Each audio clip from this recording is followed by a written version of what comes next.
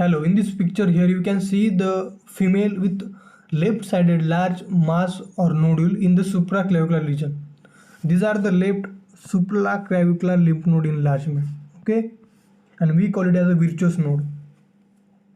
Why this is happened? This is happened due to the metastasis of the cancer cells from the GIT, and most commonly and the most specifically from the gastric cancers, and we call it as a Troyer sign, okay, Troyer sign. Why this has happened? One question in your mind may struck that why the cells or anything from the GIT is only metastasis to the left supraclavicular lymph node, not the right. Okay, so that question we will see in this next picture. Okay, so basically the lymph drainage in our body is very asymmetrical.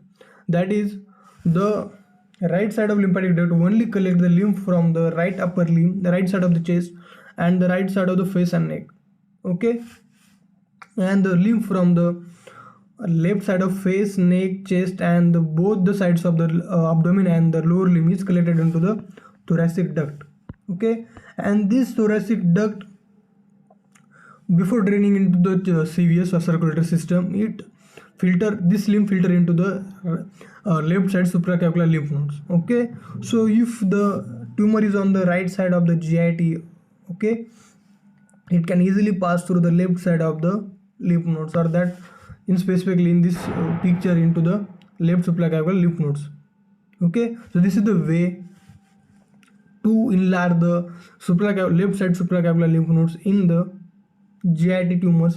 So two signs you should remember, that is Troyer sign and the virtuous lymph nodes.